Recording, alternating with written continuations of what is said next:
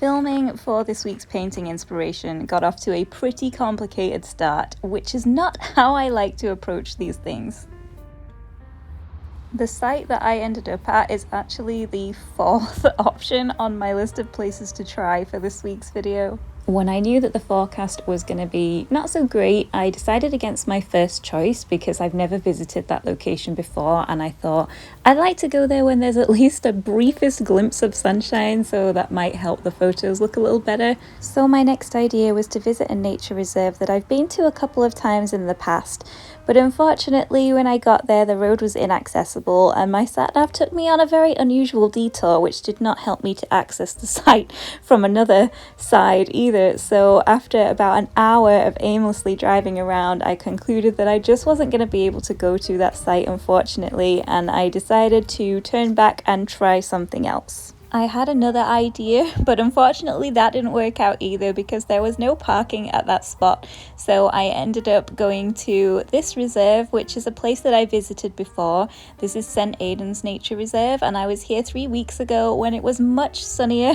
So if you want to watch that video first, then you can, and you can see the difference. But after everything else fell through, I thought that this would be a good backup option. I was definitely feeling a little frustrated after driving around aimlessly for such a long time, so one of the first things I wanted to do when I got to the site was just have a nice walk in a quieter spot and just take everything in and enjoy nature and just get into the right frame of mind again for finding some great painting inspiration. I took the time to slow down and try and appreciate some of the smaller things on this site, such as the raindrops landing on the lovely leaves and glistening on some of the autumn berries. I took my hood down so I could feel the rain and listen to it better as it pitter-pattered on the trees all around me.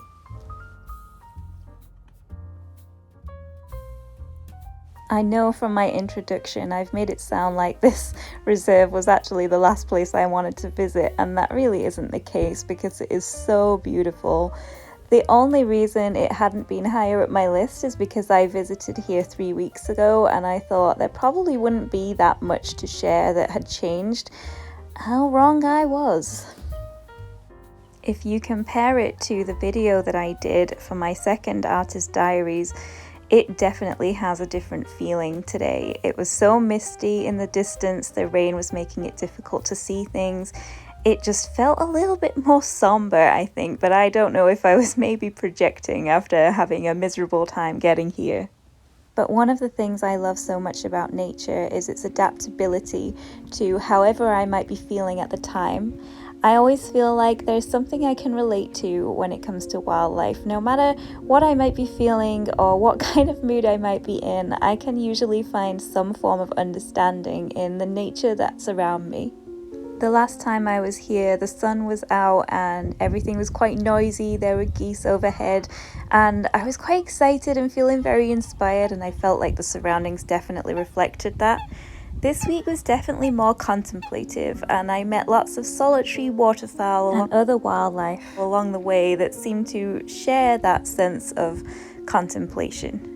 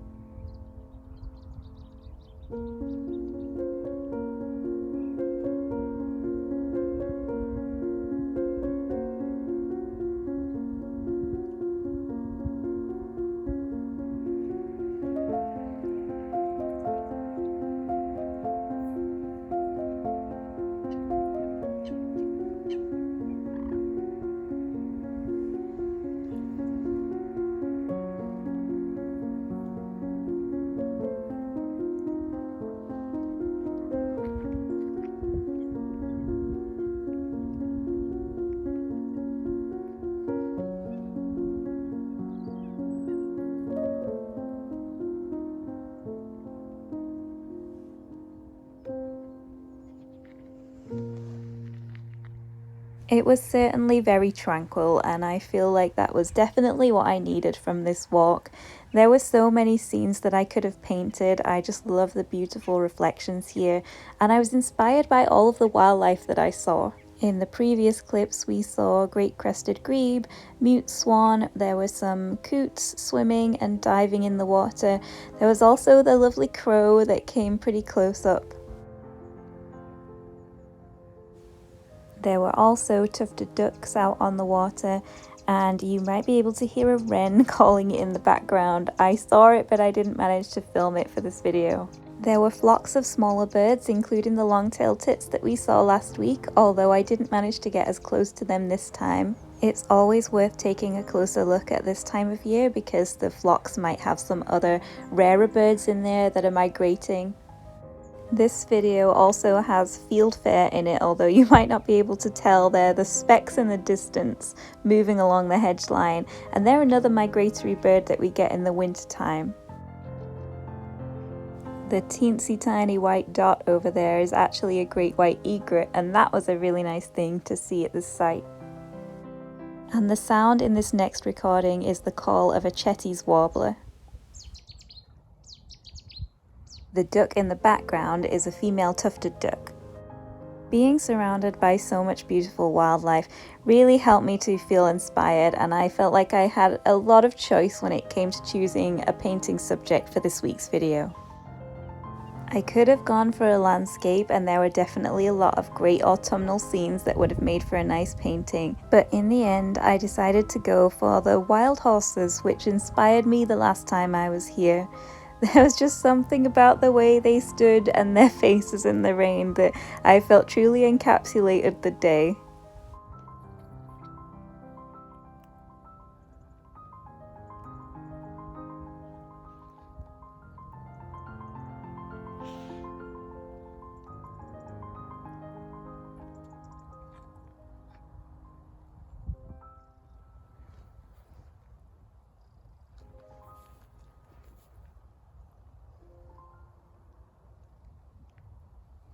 So once I found my inspiration, it was time to head home, make myself a cup of tea and get painting. As usual, I'm starting out with oil painting paper, and it's 6 by 8 inches. I then outline everything really roughly in burnt sienna, and that just gives me a bit of an idea of where everything else is going to go at later stages during this painting.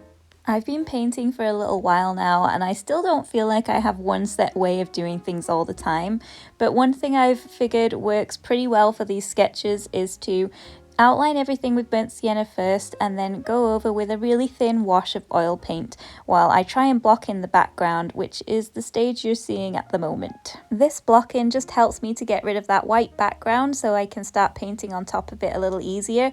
I guess you could achieve the same result just by toning it in burnt sienna, but I like to do this because then this painting acts as a bit of a blueprint that I can follow for the rest of it. As this is a study which is not supposed to take a huge amount of time, but it always does, I usually do a really rough blocking, and I don't mind if it's a bit messy. If I were working on a larger piece or maybe a commission, I definitely put more effort into this stage. What you're seeing now is the final layer, so I only really do 2 main layers here, that initial blocking and then adding the detail in this pass.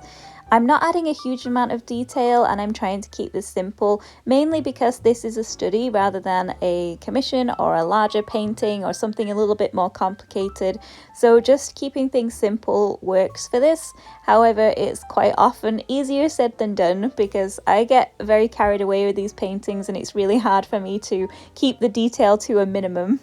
With this painting, I tried to reduce the contrast in the background and keep things fairly subdued just so that the horses stood out a little more in the foreground and I could really increase the contrast there. I think this is probably where artistic license comes into play, because there were definitely some darker areas in the tree line in the background that I decided to knock back a little bit so that the main feature would be the horses in the foreground. I always have to remind myself that these are supposed to be studies because it's not reasonable for me to be able to do a full oil painting for each video when I'm trying to stick to a weekly schedule. I would just never be finished on time and the paintings would take far too long. So in order to do these videos, these are supposed to be simple studies and more like sketches than actual full oil paintings, but it's very difficult to remember that at the time. I think whenever you're really inspired by a subject, you always want to take it that little bit further and add a bit more detail to it. And I always feel this way with these paintings. So it is difficult just to maintain that simple aspect to it. I added a little blue to the horse's mane because I felt like I saw some of that in the reference image, but I just amped it up a little bit, and I feel like that worked pretty well. Usually with a subject like this, I would start with the darkest areas first of the horse and then work to the lightest areas. That's just how I like to work, but I know that lots of people do things differently, and I'm sure I will experiment with different ways in the future, but for now, this was the approach that I decided to take. I definitely struggled when it came to the proportions of the horse on the left, especially around its face. Usually, if I'm painting a commission or something larger, I would probably use a grid just to make sure everything was in the right spot before I started painting. Just saves me time in the long run because I don't need to go back and correct the sketch. But for my studies like this, I usually freehand things because it would probably take a little bit too long to do the grid for something like this. And it's good practice, but it can lead to some stumbling blocks, and the horse's face was definitely one of those things that needed a little bit of work. So hopefully this will be useful for paintings in the future, and I really like being able to practice my freehand skills. The more I do these 6x8 inch studies, the more I enjoy them, and I really love the whole process behind these paintings. And it's not just that I get to visit a lovely location when I'm searching for my painting inspiration, although that is obviously a much appreciated bonus. But doing these studies is actually really helpful for my painting practice in a way that I hadn't really considered before. It's a really nice challenge trying to paint something in a certain time limit. It makes me focus on what might be the most important feature of the painting rather than trying to make everything overly detailed or work on everything for a really long period of time. It's also been really useful in pinpointing exactly what I'm passionate about when it comes to my painting and what I might want to focus on in a larger piece. Sometimes it's hard to commit to a large painting because of the amount of effort that's going to go into it, the amount of materials that you're going to have to use, how long it's going to take, the amount it's going to cost to produce something really large. And I know that I have shied away from those larger projects for all of those reasons. Making these smaller studies might seem counterintuitive if the end goal is to build up confidence to work on something larger, but actually they have been very inspiring for me, and I am very excited about working on some larger pieces in the future.